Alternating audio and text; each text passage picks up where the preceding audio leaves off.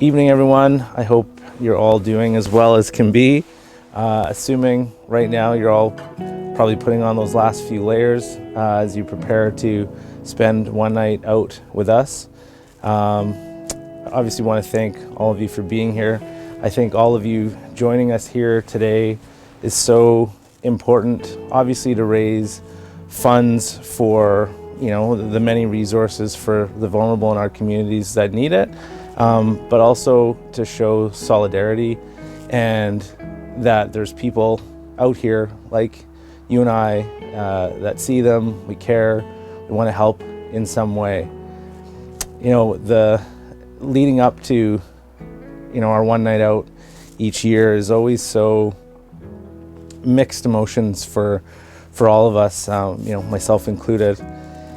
And for those of you that don't know, this is going to be my 8th time sleeping outside, my 6th year participating, and 8th time. I was fortunate to be asked in 2016 to participate in the Covenant House Sleep Out Executive Edition in Vancouver.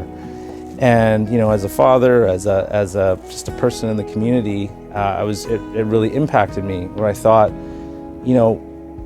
of course, and hopefully we will one day, cure cancer and many of these other diseases and things like that plague our communities. But with homelessness, I feel like this is something that really doesn't need to exist today. And I think that with enough resources and some firepower behind it, we can put an end to it and somehow fix that problem. I see, probably like many of you, all these developments all over the place, which is great. People upgrading, people downsizing, but I can't help but cross my mind that if hopefully with the right resources, that some of these developments could be put to to help those that need it in our community. You probably have heard that number of 700 to 800 as sort of our goal. And while I don't know that this would be the year that we would smash any of those numbers, the first year that I participated, I was told that on any given night there's anywhere from 700 to 800 youth on the street at one time. And so that impacted me, and I thought, how amazing would it be if we could have that many people come together for one night and show those that are in those situations that we're here and that we're thinking and we're working and we're trying to figure out some ways to help. So anyway, that's why we were inspired to sort of start this and sort of go down this journey. So like I said, this time of year always kind of brings about a lot of different emotions. Obviously we're all very busy, and we got to hit the pavement and call on all those contacts, to try to raise money. But also it's just always a mix of emotion because of people, we want to hit that goal, and we won't stop until we hit it. Failure's not an option at this point. But it's interesting because, when you ask and you reach out to people to participate, everybody wants to support, which is great, and the community's been amazing. But it's interesting, when you ask people to sleep out for one night, it's uncomfortable. Again, I've done it 8 times. It sucks. It's not great to do. And I think that the sort of the takeaway for me there is that it makes everybody feel vulnerable. I think it puts you in a vulnerable situation where you don't know, what do you wear, what do you bring, what do you do, it's supposed to rain, all those sorts of things. I think it's those anxieties, those things, those feelings that anybody gets. We're doing it for a bigger purpose. So it's always interesting to, like I said, just that feeling of that. And that's why I think it's so valuable and so important. And that's the whole goal of why we're all here, is to support these amazing organizations in our community that are helping provide, shelter, food, resources, support, education. And I think more than anything, just a sense of belonging. I'm embarrassed to say that, probably a long time ago, before I was exposed to this, you see a homeless person on the street, and it's very easy to cast a judgment or some sort of assumption. And now, after learning a little bit more about it, you just never really know someone's situation. So, again, and that's why it's amazing to hear the work of these groups, and so that's why we're here today. So I want to thank you know, the reason that we're here is all of the people at, you know, Kim and Krista at Covenant House, Mark and Keela at Youth Unlimited and their team, Loretta and her team at City Dream Center, Callie and her team at Variety, Amy and Kier at Phoenix Society, and Bobby and her team at Mackie's Place.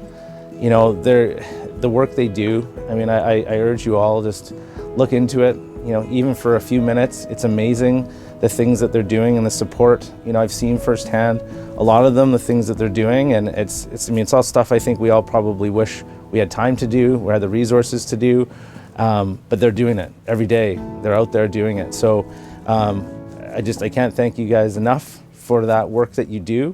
It means so much, and we're here for you to help you. So I want to thank all of those organizations, and then of course everybody that's going to be sleeping out with us tonight.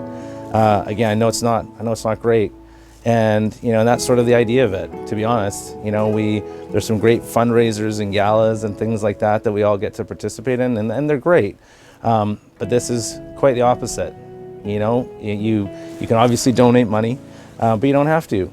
You could just come sleep outside and sleep even in the comfort of your own home, on your porch or something like that, just to show some support. So anyway, I appreciate it. It means a lot to all of us. You know, again, like I say, I can speak on behalf of myself, my wife Cindy, actually my son Cruz, who's 11. This is his second time doing it. My daughter Harper is 9. And this is going to be her first year sleeping out, and then all the team at JRG. It means a lot to us to have you all here. So thank you for supporting us in this journey. You know, hopefully, well, not hopefully, I know we will achieve that goal one day. We will have more than 700 people participate and raise whatever money that 700 people brings, but we will do that. And then, of course, I want to thank the team at JRG for participating. I know it was a challenge, especially given the last 2 years that our industry's had, and they're stretched, and we're you know, trying to find people and reopening and closing and reopening. It's just been a whirlwind. So now asking them, a lot of the team that has sort of been, you know, and they're phenomenal. It's just phenomenal.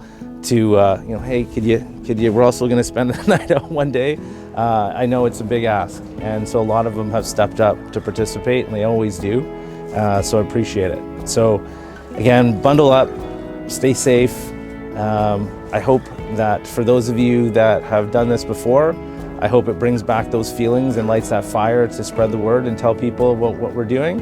And for those of you the first time, you know, I know it's different circumstances this year, given what's happening, that we can't all do it together, which we have before. But I wish I could be there to see the look on your face in the morning, because it's very impactful. And yeah, I'm sure that you'll feel the same things that we all are when you wake up in the morning, if you even get to sleep. So anyway, thank you all. Really appreciate it. Stay safe and have a good sleep. Our doors are open to youth of all races, genders, sexual orientations, cultural backgrounds, and faiths. If a youth is experiencing homelessness or at risk of experiencing homelessness, they're welcomed with open arms, no matter what. A sense of belonging can all start here, with one warm, friendly face welcoming you in. At the DropIn Center, our first goal is to meet the immediate needs of our youth and to provide a place of comfort. Youth asked to have lockers so they could store their possessions safely, and as soon as they enter the space, they're offered a nutritious homemade meal. We've heard from so many of our youth that finding a safe place to stay is almost impossible when living on the street. So here in the DropIn Center, we have several places to sit and rest, both indoor and outdoor. And youth workers are always on hand to ensure that safety and to provide support. On behalf of all of our youth, our volunteers, and our staff, I want to say thank you so much for your support. Lasting impact really does require investment from the community, and we could not do this without you. Thank you.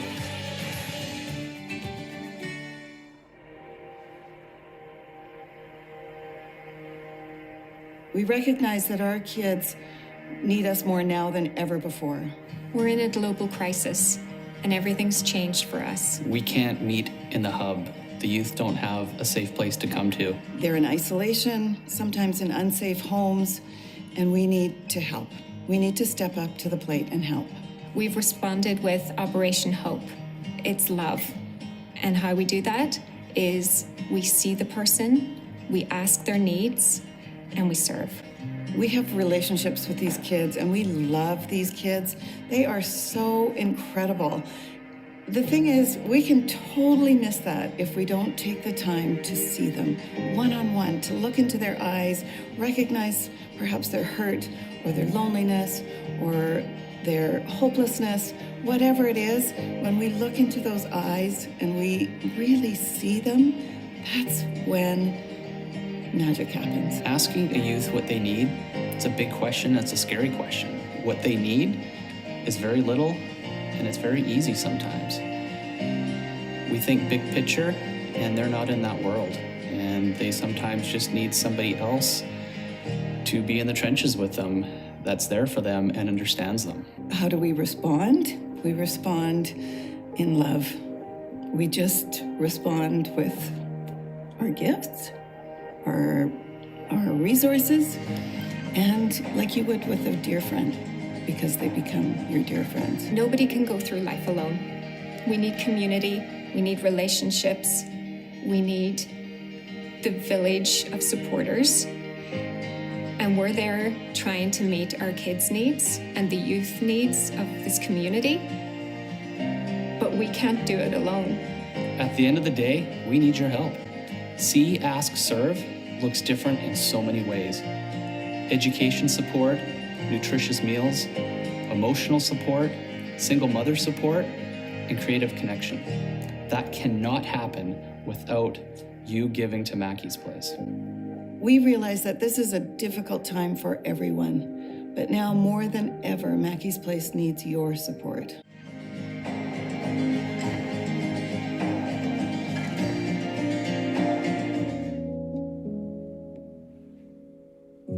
There was a person who I used to be friends with, and they kind of told me about street life. And eventually I decided, you know what, let's try and let's see what this is about. Street Life is a program of Youth Unlimited. We are a safe space of belonging for marginalized young people in East Vancouver. We offer relationships, referrals, and resources. Big emphasis on relationships. That's the heart of what we're doing. At first, it was only a few times that I would kind of go there, and then eventually I started going there like every week, and it was really nice because I felt that the workers, to one point or another, it's kind of like they're just another young person like me.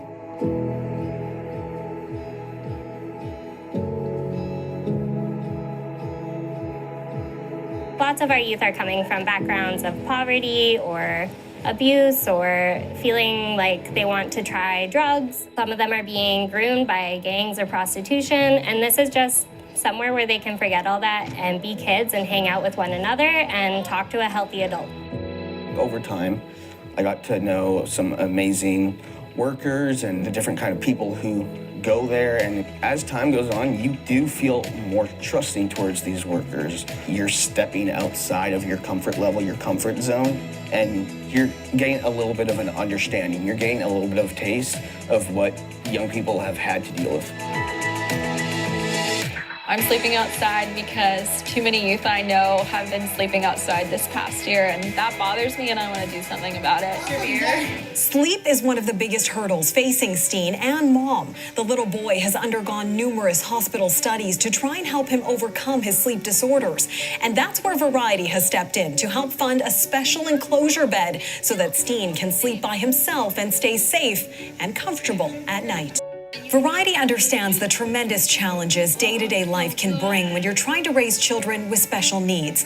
Each hour, each minute, and each second can be consumed keeping your child healthy, happy, and safe. And Variety wants you to know that you are not alone. You have the whole Variety family and an entire province behind you, supporting you and loving you. Feeding Society is a registered charity founded in 1989. We provide a range of services dedicated to supporting individuals facing homelessness addiction, mental health, and criminal justice involvement. I think Phoenix Society offers people hope. You know, it really is an integrated community providing a range of services that not just addresses the reason that brought people here, so mental health or addiction, but provides a whole pathway towards recovery. Everything we believe that people need to get back on their feet. For many people coming into our programs, they've suffered isolation, stigma, disconnection from family, other loved ones, their community. It starts with people on their floor, the supportive staff that are here to guide and coach and listen from day to day, and really for the organisation and leadership to help provide every opportunity we believe that people need and what we hear from people to help them on that recovery journey. What's really unique about the Phoenix Society is it all starts with building community. People coming to our programs have often suffered isolation, stigma, things that disconnect people from society. So from day one, our approach is always about bringing people together and being part of. My name is Loretta Hibbs, and I'm the president of City Dream Center. City Dream Center exists to help the most vulnerable in our community. Our goal is to bridge the gap between homelessness, addiction, and poverty to self-sustainability. So we work with those in prison, both federal and provincial prison, and also with those in recovery, coming out of prison, going into recovery, and then being reintegrated back into society. We also work with the young, vulnerable children and families in our community, landed immigrants and refugees that have come into our community. We work very closely with them also to help them to readjust back into society. One more quick ask or request, if we could. For those of you, you know that our goal of achieving 700 people sleeping out is obviously is a big deal, and I think that there's people that, with everyone that's participated tonight, because there's many that are doing it from home, and that obviously can be here to join us in South Surrey. For those of you that maybe haven't registered and just, there's maybe registered one name and there's 3 or 4 of you participating, if you could just drop us a line when convenient. Send us an email to info@jrg.ca. If you follow myself or JRG on social, on Facebook or Instagram, just send us a quick message. Hey, for us it would be great just to know. I know it was a tougher year this year for sure to amongst everything else also participate in this. So we really appreciate it, and we just would love to know because we know that there's a bunch out there that haven't necessarily signed up everyone. So if you could, that would be awesome. Thank you so much.